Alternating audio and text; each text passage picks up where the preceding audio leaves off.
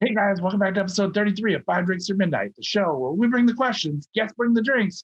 We try to wrap up before midnight. We all know drinking after midnight can't film it. Today we're talking to Cameron George, National Brand Ambassador for Ardbeg. Before we do, smash that like, hit the bell button, subscribe, do all the thingies. Thanks. Let's go. Cameron, thank you so much for joining us. Five drinks or midnight. Five drinks, five questions, midnight, whatever comes first. How you doing, my man? Fantastic, fantastic. Stoked to be on with you. Oh, so glad. I've been looking forward to this. This is going to be great. All right, so I guess the first thing is, what's our first drink? Oh man, first drink has got to be my absolute favorite cocktail with Ardbeg 10-year, the daiquiri. It's classic, it's timeless, but it's got a little twist. Instead of using rum, we're going to be using one of the most highly awarded Islay whiskeys in the world, Ardbeg 10-year. Cheers. I'm going to go ahead and whip one up live if that's all right. Can I do that? Totally. Awesome. Fantastic. I wanted to do all the cocktails live just that way you got to see how easy it is to make Scotch whiskey cocktails at home, because people think that Scotch whiskey has to be this huge ordeal and then, it only needs to be sipped fireside in a high leather-backed chair. And honestly, that's just not accurate. So super easy, 3/4 ounce or 1 ounce, of lime juice, a little bit of simple syrup, about a half ounce of simple syrup going into my daiquiri, super fast. And then honestly, just 2 ounces of Ardbeg 10-year. This is my favorite whiskey in the world. So easy. Look how fast I'm flying through this cocktail. It's almost like I've made one of these before. All right, just gonna throw just a little bit of ice down into the shaker.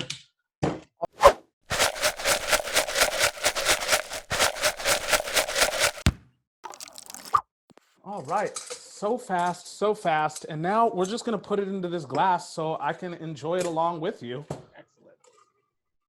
Double strain, perfect. Double strain. I don't want any additional ice chips in the cocktail. And since that's our only shaken cocktail, I'm just gonna leave that to the next person who comes on shift here. Psych, just kidding. Cheers. Cheers. Slangeva. Cheers. Love it. Cheers.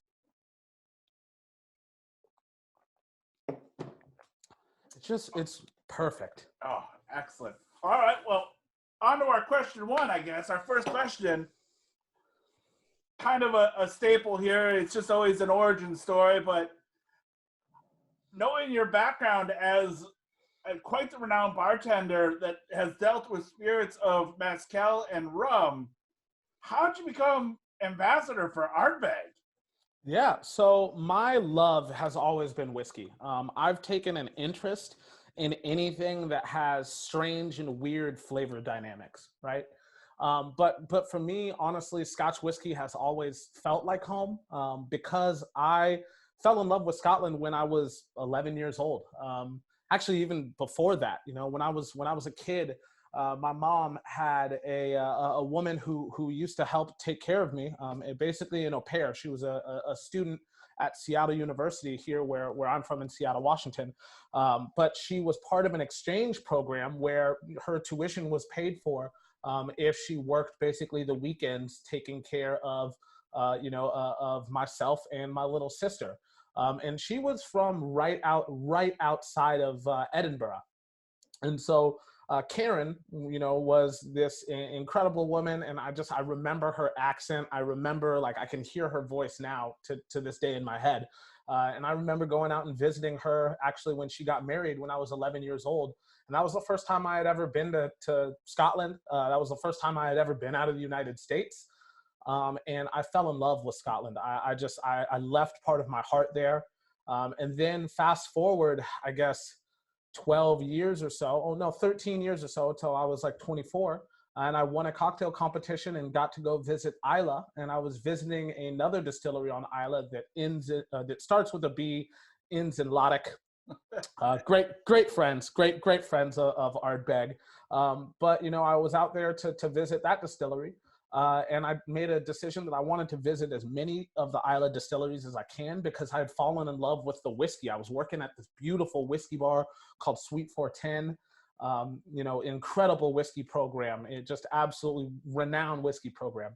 And so I decided I wanted to go visit as many distilleries as I could before, before my visit to Brooklady. I'll go ahead and say the name there.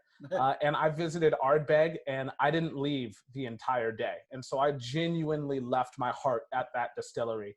And it's been with me ever since. And that was, I guess, wow, that was 6 years before I went on to take the role as national ambassador and educator on behalf of Ardbeg.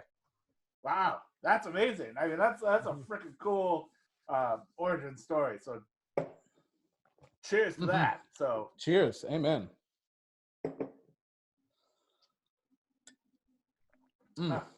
Oh yeah, that's question one. See, super easy, nothing to scare. I got through it. What? Yeah. I'm not scared. Shouldn't be scared, And that's, I guess, one of the other things. I kind of cut it a little short there, but honestly, like, one of the things that helped me secure this job was not only a passion for the place of origin, because I think that Scotch whiskeys are very unique, especially Islay whiskeys, because I don't believe that outside of Mezcal, maybe you can make the argument for, but I don't believe that there is another spirit category other than specifically Islay whiskeys that embodies or at least informs the end consumer about the taste of place, right?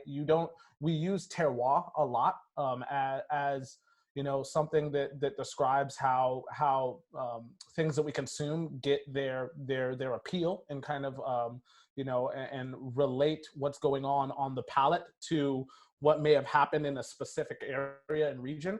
And I don't really like to use that word in whiskey because terroir really, for me, makes me think about the place of origin for the single ingredient, right? For single malt Scotch, that would be malted barley. Yeah. I'm using the term taste of place because it's specifically the fact that peated whiskeys, which Islay is historically known for making, you are informed about the sense of place by the way that peat interacts and engages all different receptors in your papilla and in your olfactory system. It tells you a lot about what you need to know about the island, about the millions of years of plant life that have grown on that island, about the vegetation. It tells you a lot about the people. The whiskey is as warm as the people are. And so for me, when I fell in love with Scotland, that was step one. Step two was falling in love with the people, right? And step three was falling in love with the whiskey and the concoction that embodies the spirit of those people. So that's another huge thing for me about how I got into this position, was actually a love of not only Scotland and not only whiskey specifically, but also the people that go on to make Ardbeg. Islay, for me, feels like home. That's why when I drink Ardbeg 10-year, it is very much so like this is my happy place in a glass, because it's returning me right to the shores of Kildalton, and it reminds me of all of my friends at the distillery. On to drink two? Yep, on to drink two. Let's do it. All right, what are we drinking? I think let's take a break from the cocktails real quick. I'd say let's move into a dram.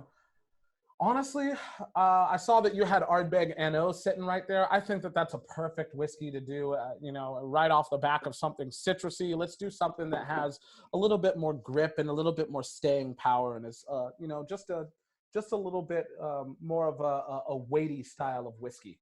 Yep. Awesome. All right. Awesome. Let's go ahead and do that neat. Thank you for the glasses as well. These are incredible. Oh, my pleasure. I know that it's probably very taboo for you to be putting Scotch whiskey in an Irish drinking glass, but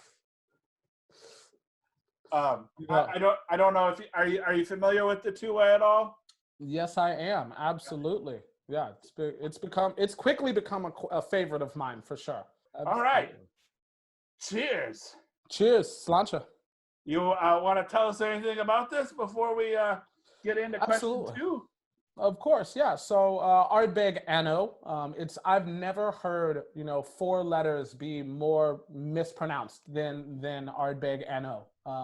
I've heard Anoa, Anon, Ani. I'm like, how did you? There's no E here. What are you talking about?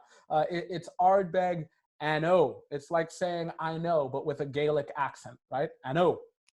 So this whiskey is quickly become one of my absolute favorites as well, because I view it as kind of like a greatest hits from the distillery, right? I'm a huge fan of the Misfits, right? Like Danzig all day. Like, let me get some, mother crying on Saturday night, like for sure. So this for me is kind of like if the Misfits, did another greatest hits album. This for me would be Ardbeg's greatest hits, right? Because it takes a piece of the idea from each of the other whiskeys in the core range, right? So Ardbeg 10 year shows us what ex-bourbon barrels will do to heavily peated whiskey, the structure that it will provide. Lots of vanilla, lots of toasted coconut, warming spices like cinnamon, clove, right? What we see from Ardbeg Uigeadail is we see what sherry cask will do. The difference between Ardbeg Anno and Ardbeg Uigeadail is that instead of using a little bit of Pedro Jimenez, or instead of using a little bit of Oloroso sherry cask like we do in Uigeadail, Ardbeg Anno has a component that's wholly aged in Pedro Jimenez sherry, right? So a different style of sherry than Oloroso. What it has in common with Ardbeg Corryvreckan, another one of my favorites, is that Corryvreckan leans very heavily on virgin oak. But instead of being virgin French oak like we use in Corryvreckan, this time for Ardbeg Anno, it's actually virgin American oak. So those same barrels that would have gone to bourbon production at our good friends who make absolutely delicious bourbon, the Brown-Forman Company. Instead of them using those casks, we actually purchase them before they can ever be utilized. So we call those virgin American oak casks. So that gives us a lot more of that toasted coconut, that vanillin, that eugenol, which is like a synthesized clove oil, that cinnamic acid as well, that same element that gives us cinnamon, that spice.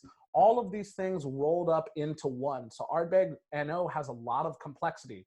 Virgin American oak, first and second fill ex-bourbon cask, Pedro Jimenez sherry cask as well. So lots of different casks going into this whiskey. That's why I love it so much. Question two, you kind of talked a little bit about it previously, but what's your ideal perfect dram or drink? Location, circumstance, everything. Like what is like the if we could say like this is heaven and this is what I'm drinking, what is it? Oh man, that's tough because I like to drink. That's tough because I like to drink. I will say like part of me, really relishes and loves these late night walks that I take my dog on. Usually around like 9:30, 10 o'clock at night here. We usually go for like a 2-mile walk. Sometimes I smoke a cigar. Most times I'll have a dram of whiskey while we walk the streets here in Seattle. It's great right now because it's raining, and I love hearing the rain hitting the pavement, and it's just the two of us walking. So that's one part that's heaven.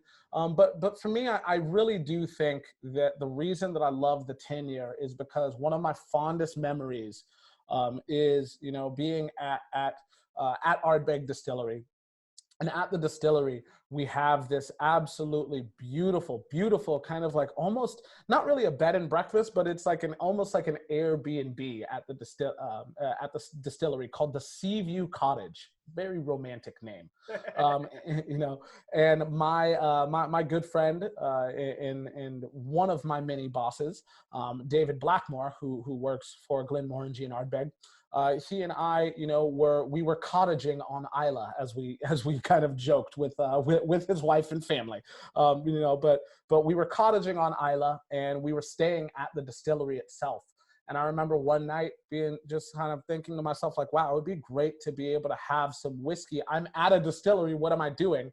And I just went back over to the distillery itself, knocked on the door, basically asked if I could have a bottle of 10 year, and it was incredible because Jackie, who's mom at the distillery, gave us a bottle of Ardbeg 10 and was just like, yeah, go ahead, knock yourselves out.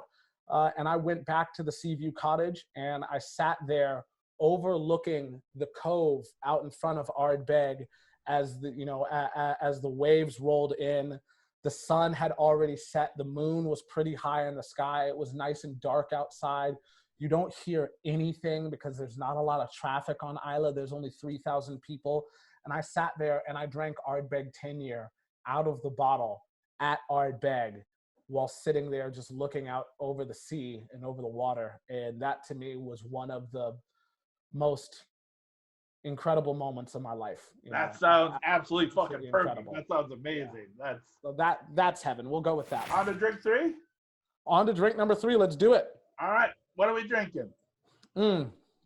Well, I feel like now that we've got the hankering for an absolutely incredible cocktail again, I think it's time for us to go to something brown, bitter, and stirred. Let's go with like an old fashioned or a Rob Roy, whatever you've got on hand. For me, I am going to make an old fashioned just because, it's timeless. And I think that, it showcases the complexity that these whiskeys can really bring to life. Do you like to drink a cocktail? So I love it. I'll go ahead and make mine super fast. Then old fashioned, super easy with Ardbeg 10-year. I'm just going to use about 1/4 of an ounce of simple syrup, and then I'm going to go ahead and use 2 full ounces of Ardbeg 10-year, classic, iconic Islay whiskey. 2 full ounces, and some change, and some change there. Why not? And then I'll go ahead and just use a little bit of bitters as well. I'll go ahead and use about 3 dashes of Angostura. A little bit of ice. You had some sexy ice there. I do not have sexy ice here, unfortunately. I do. I actually just got a delivery today, just specially for you. So I loved it. I thought about it and I should have done it. Just gonna stir it nice and briefly. I don't want to over dilute it because I still want it to have that Ardbegian power that we're looking for. That should be great. That should be perfect.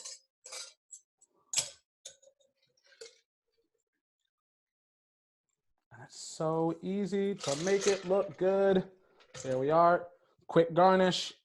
No cocktail is complete without garnish. There we are. And perfection. Wonderful. We got some more cocktails.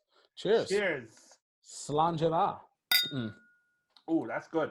Absolutely right. And from one cocktail to the other, even though same spirit. Yep, same spirit, but they do 2 very different things in these 2 different cocktails. And that's why I feel very passionately about Ardbeg's ability to play so well in varying styles of cocktails. I know that for, a lot of whiskey enthusiasts and whiskey diehards that cocktails aren't their thing, and that's totally fine. I think that Ardbeg by itself, Ardbeg 10-year to me is, for me, it's the most intriguing single malt Scotch whiskey in the world. And I can drink this whiskey by itself, not in a cocktail, all day, every day. Some days I want an old fashioned, and why not use my favorite whiskey to make an old fashioned with? Excellent. I totally agree. I mean, it's gorgeous. So yeah. That's fantastic. I gotta say, I love these coins as well. I just put a little Instagram up as well. It didn't fall the way I wanted it to fall. It fell on no, and I wanted it to fall on yes, but but it fell on no. But yeah, thank you very much for the coin as well. Oh, my pleasure. They're a full-on weapon. So one, I know that you like to be fully suited and booted when you go out.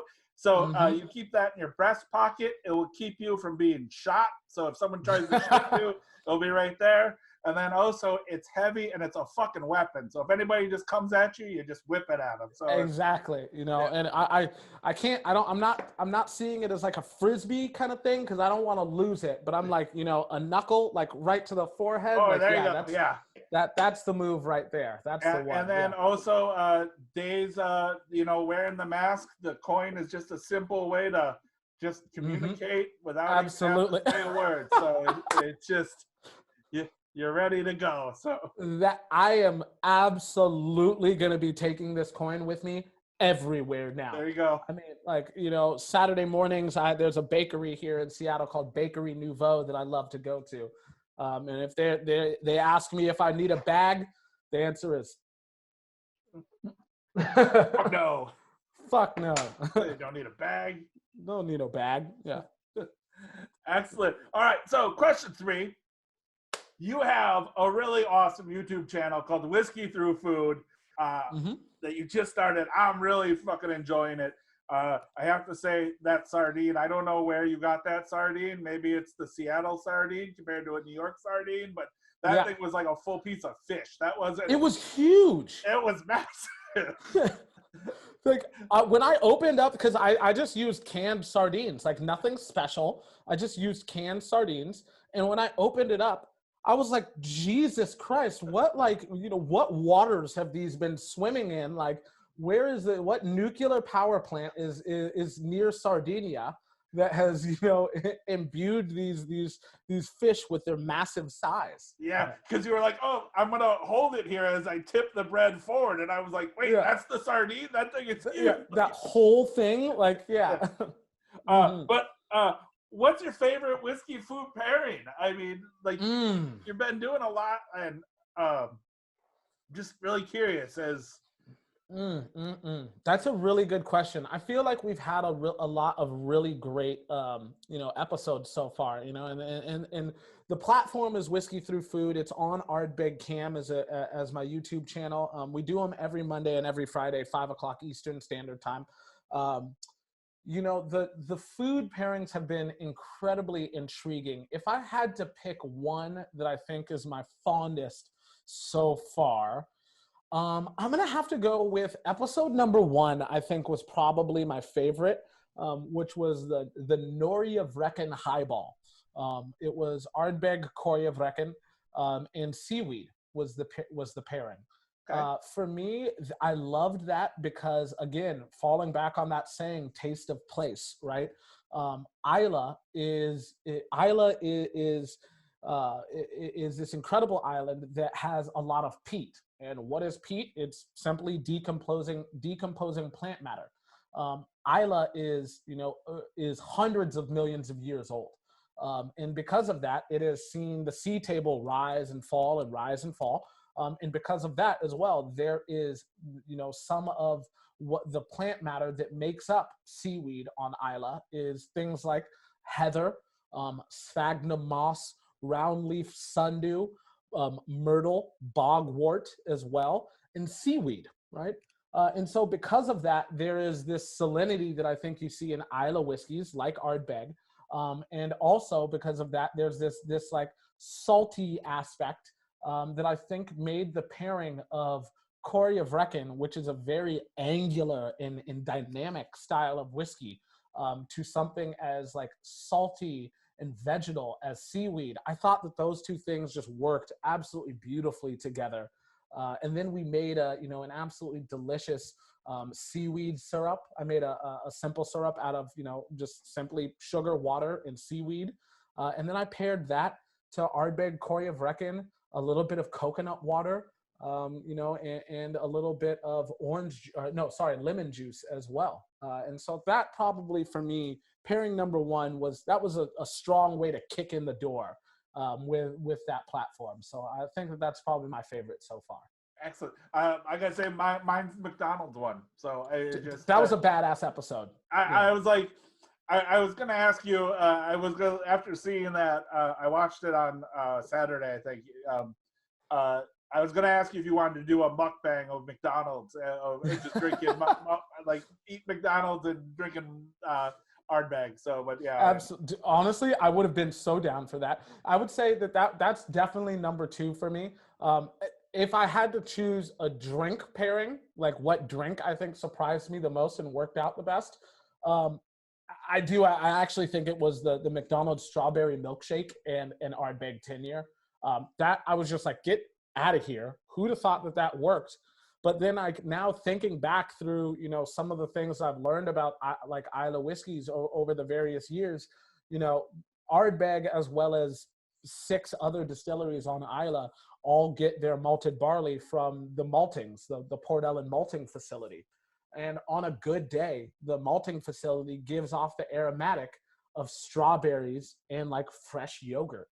And so when I think about it, I'm like, oh, wow, that's why that makes sense is because there is the, this like strawberry freshness and kind of yogurt, like richness and decadence to some of Ardbeg that I think makes it an absolutely perfect pairing.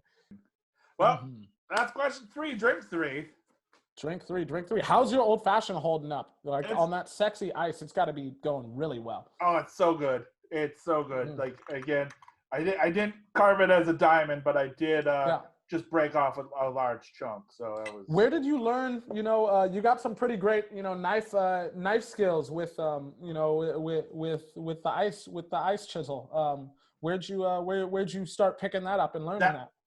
That was just 3 years ago. Saw YouTube video of Master Ono doing the diamond, and just sitting there and being like, I want to learn how to. All right, so question 4.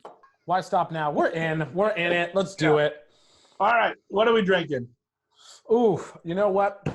I gotta let the beast come out now. We gotta go with Ardbeg Wee Beastie. All right, little beast, my baby. Ooh, love that little cork pop. I know, I love that cork pop. Every time I open this whiskey, I'm like, it always just reminds me of how energetic, peated whiskeys can be. There's such a variance in opening all of these different bottles and just kind of digging your nose down into them. I'm like, wow, they all immediately take me to different places. What can you tell us about the Wee Beastie? So Wee Beastie is an incredibly interesting bottling. This is the newest Ardbeg in the core range. Age statemented 5 years old, whereas Ardbeg Anno, which was the previous newest whiskey in the Ardbeg core range, is a non-age statement whiskey.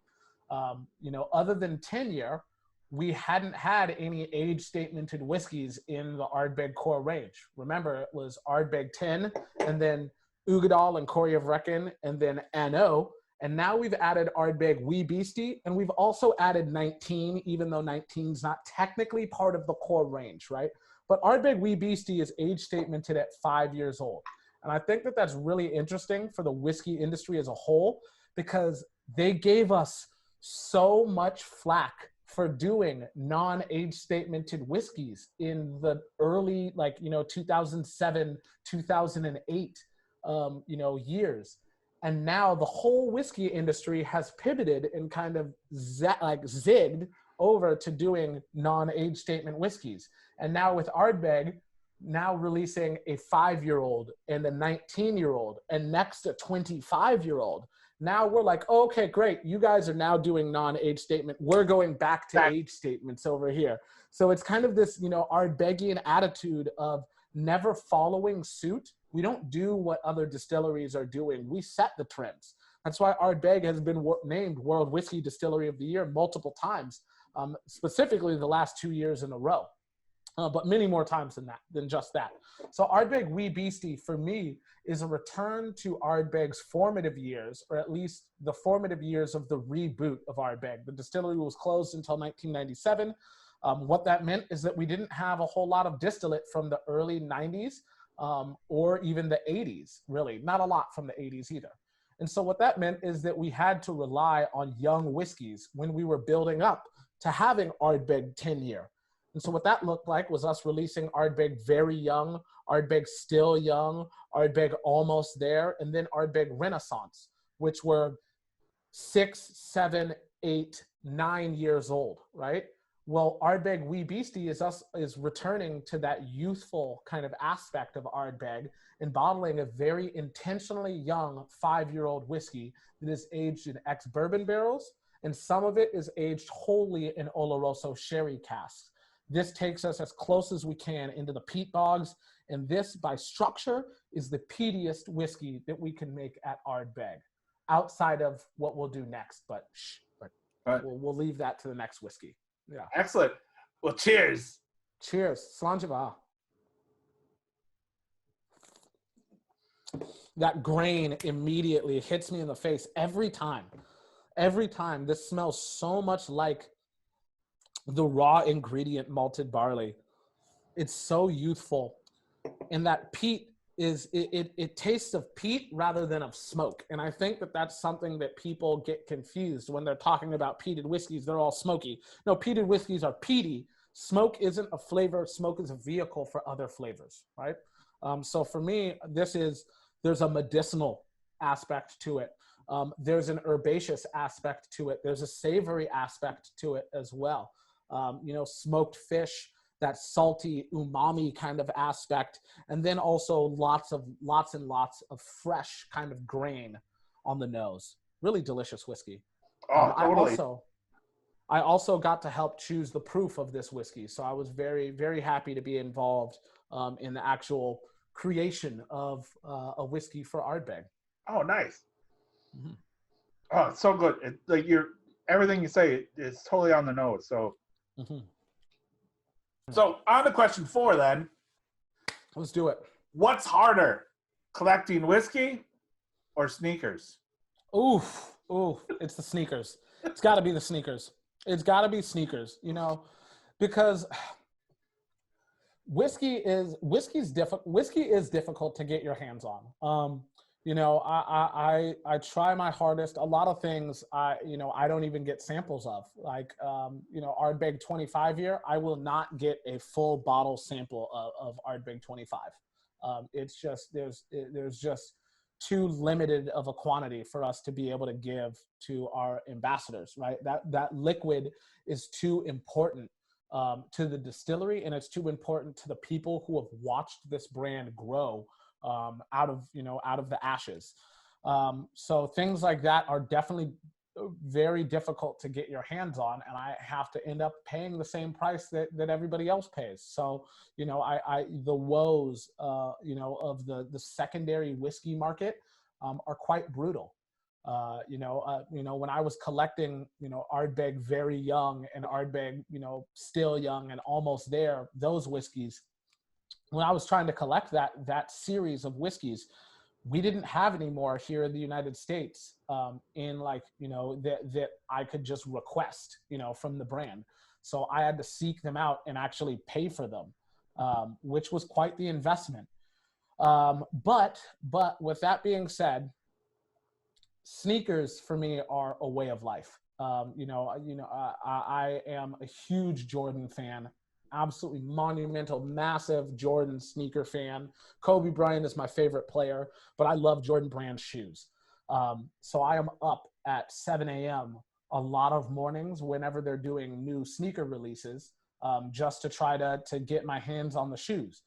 I have never successfully won a sneaker release on the Sneakers app by Nike. Not one time have I ever won one of those. Never. It's never happened. And I have to always resort to, the secondary market, which is just as brutal in sneakers as it is in whiskey. So I have two very expensive vices, but the shoes for me are probably the harder, to get my hands on, especially if it's something that I'm like, I've dreamed about owning this shoe. Agreed. We have the same vice. So Exactly, right? Just I'm a Dunks guy, so I love a Dunks guy. Yeah, I love my Nike Dunks, so that's just it doesn't count. Yeah. It actually so funny that you bring this up, because this is a story that I never get to tell, and this is one that I'm so happy that you asked about shoes, because like in the whiskey industry, it's so weird. People don't talk about like sneakers and fashion a whole lot. It's very interesting to me that it's not a larger part of this industry. And so for me, one of the things and one of the reasons, and I guess this is actually kind of throwback to question number 1, which is like, how did I get this job? I think that my love of Jordans and my love of sneakers had a lot to do with why I have my job right now. So the route to getting to be Ardbeg's national ambassador was long and arduous and complicated and stressful.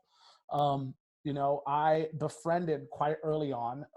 I befriended, a guy by the name of Derek Rudiger, who is now the brand manager or brand director for Moet Chandon, the classic iconic champagne. He used to be the brand director for Ardbeg and Glenmorangie here in the United States. So I hit it off with Derek quite early, in my tenure representing, the brands of Louis Vuitton, Moet, Hennessy. I was not yet the Ardbeg national ambassador, but I did work on all of the brands from Moet, Hennessy at the time. And so when I met Derek, he and I immediately kind of hit it off because like he's a fashionable guy. I love fashion. Like we were like, oh yeah, like there's a relationship here. Like we have a lot of the same ideas. Then we started talking about whiskey, and he was like, oh wow, like you've worked at some of these bars. That's really great. Like you know whiskey, absolutely. And so I got a phone call from him, and he was like, hey, I just want to let you know that we got a position funded. I'm not offering you this job. You're going to have to go earn it. But we got a position for Ardbeg's national ambassador, first one in the world. And we'd like for you to apply for it, and go through the process. And so I was like, awesome. So, 3 interviews later, now we're in New York for the final interview.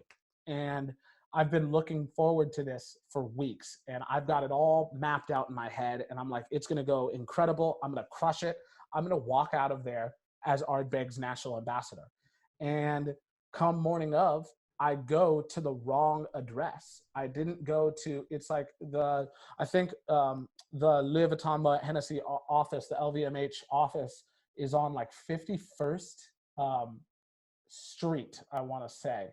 And I went to it's on 51st Ave, and I went to 51st Street. Oh no shit. Yeah. And that was bad. And so I'm on the phone with Derek, and I'm like, I went to the wrong place. I mean, when I say I got out of that Uber fucking confident, like I got out with a level of confidence that like Steph Curry pulling up from half court, like Curry's hit 2 in a row. 3 for 3. He turned. He knew it was in. Clearly this is going in. That's how I got out of that Uber. And I walked into, 51st Street or whatever. And I was like, I'm here to go to the LVMH office for my interview with Derek Rudiger. And the security guard is like, son, are you in the right place? And I was like, yeah, of course. And I pull up and I show him the address, and he's like, son, like that's not here. You need to go to 51st Avenue. And I was like, oh my God. So I immediately called Derek, and I was at that point, I was like half an hour early. And I called Derek, and I'm like, hey, I went to the wrong place. I'm on the way. I called another Uber. It took me an hour and 45 minutes to get back across town. Oh. An hour and 45 minutes. I was about 40 minutes late to the largest interview I've ever had in my entire life. But I was able to execute, and ultimately part of my interview process was giving a presentation on something that had nothing to do with whiskey. And I chose to present my love of Jordan brand sneakers, because for me, what Ardbeg is attempting to do is fairly similar to what Jordan brand sneakers ultimately did, which is be a catalyst to catapult the category. That's a lot of C words. Yep. To catapult the category to heights that it hasn't previously seen. And I see Ardbeg the same way, where it is something that is niche and loved intensely by a few, misunderstood by many, but beloved and deemed quality by the masses. And so for me, that for me, there's a lot of synergies there. And so I presented this presentation that I drew up called "It's Gotta Be the Shoes," and I thought it was absolutely brilliant. And Derek thought it was great. And it turns out that Brendan McCarran, who is the head of maturing whiskey stocks for Ardbeg and Glenmorangie, is also a huge sneakerhead as well. So he thought it was fantastic as well. So a win. All right. So should we move on to our 5th and final drink? Let's do it. I'm so excited for it. Excellent. All right. So I take it our last one is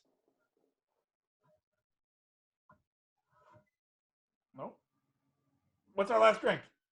Our last one, let's go ahead and do something that is forbidden in the Scotch whiskey world, but beloved in the American whiskey world. You know, the idea, I was gonna originally pour Supernova as my last, drink, but I feel like we got to do something just totally that puts the whiskey world on its head.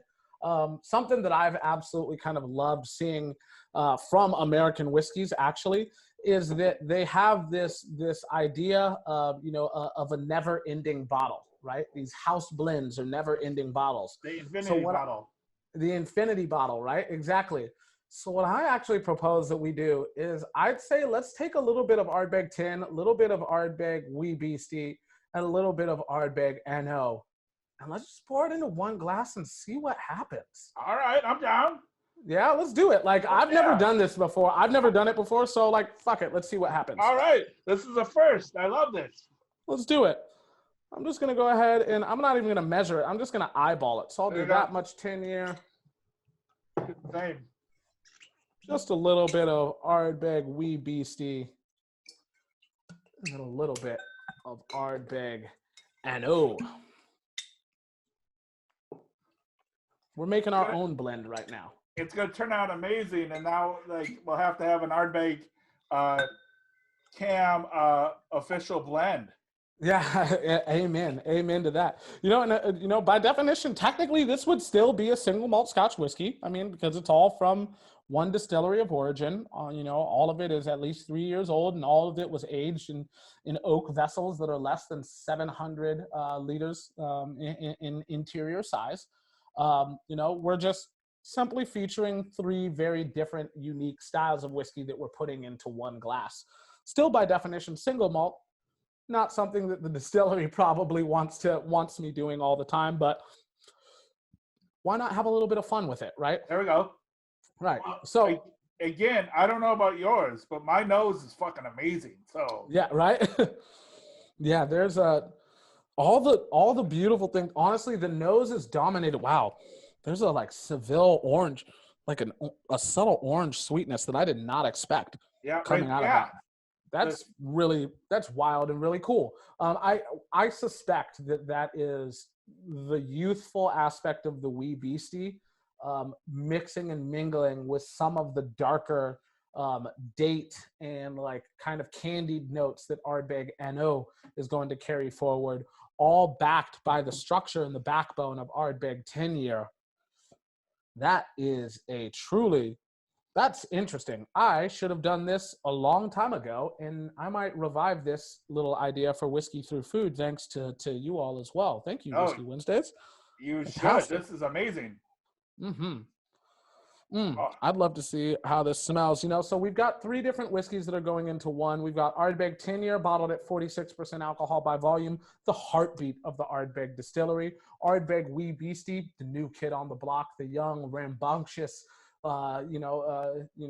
youthful, the one who wants to be out there in the fields, in the peat bogs, the one who is the problem child, very similar to myself when I was growing up. 47.4% alcohol by volume, and then Ardbeg NO, 46.6% alcohol by volume. A wonderful marriage of many different casks: ex-bourbon, Pedro Jimenez, as well as virgin American oak, all in one glass because, well, why not? It is a citrus bomb. It really is. It just. Oh, that's so good. That's so cool. That's really weird. I wish I had just a skosh of water to be able to add to. I do. Yeah. I do have some water. Let's see what happens if I add just a little bit of water. Water and whiskey, to me, have a really beautiful relationship with each other. There we go. For me, I'm like, water is 33% of the recipe, depending on who you're speaking with. Some people say it's 25%, right? Because you've got, barley, you've got yeast, and you've got water. Some people are like, well, don't forget about the barrel. And I'm like, shut up, you in the back. But yeah, if you want to throw the barrel in there, still water is 25% of the recipe. So water matters. Whether it's, after maturation, in proofing, or if it's us trying to augment, taste and organoleptic profile as well. So we can add a little bit of water and see what that does. It brought more of that youthfulness to the front. I lose some of the orange that I really loved at the very beginning on the nose. Let's see if it comes back on the palate though.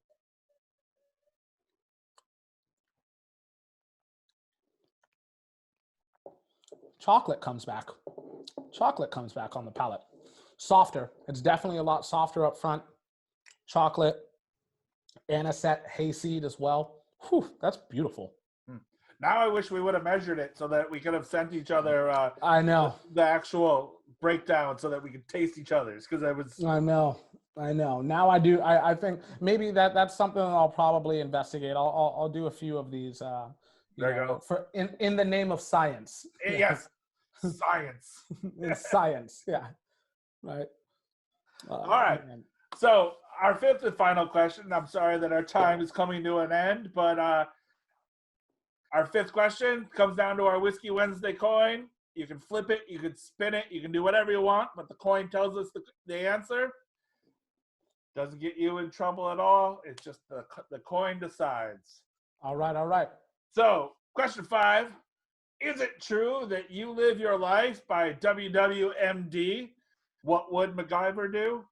Oh my God. I know the answer that I want to give to you because I definitely own a few box sets of the season. I think I own seasons like 1 and 2 in box set of MacGyver. So I know the answer that I want to give, but I will let this coin do the speaking here. That's a great question, and I'm upset right now. All right. Yes. Yes, you're damn right. Fuck yeah, I live my life like MacGyver would. I'm a huge MacGyver fan. Absolutely. MacGyver is the greatest not superhero, but the greatest international man of mystery, spy. MacGyver takes it hands down. James Bond had so much financial backing, had all of these cool tools and tricks and weaponry and gadgets.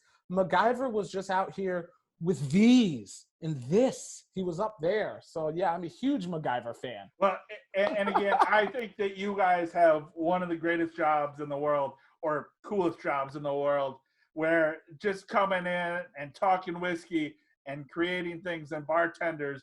So what would MacGyver do? We just did it. We created a spectacular cocktail for our fifth and final drink. So I think it's fucking amazing. So I love that. That's the best. I had no idea where the fifth question was going, and I love it. I'm a huge fan of that. That's so great. Well, again, we social stock our best. So yeah. Amen. Oh man, you read me like a book. Definitely got my love of MacGyver. Huge fan of MacGyver. Excellent. Cheers to that. Sponsor bottle to that. Well, Cameron, thank you so much for joining us. 5 drinks down, 5 questions, not even close to midnight. But thank you again. Again, now that you've done this, we're family. So I hope that we can actually do this face to face, wherever it be. But if you're ever in New York, please let me know so that we can share some drinks. I can show you my city. And if I'm ever by you, I'm going to come look you up so that we can share some drinks as well. So absolutely, without a shadow of a doubt, as soon as I come back to New York City, which will be very, very, very soon, it seems. And so, hopefully we've got these vaccines en route here. I am much overdue, to visit our home office that I now know the correct address of and will not miss and not go to the wrong office. But more importantly, I miss a lot of the people and I miss the vibrancy of that city. And I cannot wait for you to show me around your incredible city and get to show me your home and the places that you love and get to go drink a bunch of badass whiskeys with you. So let's set that up as soon as we possibly can. I love that. That would be amazing. So that's kudos to that. Let's do it. So.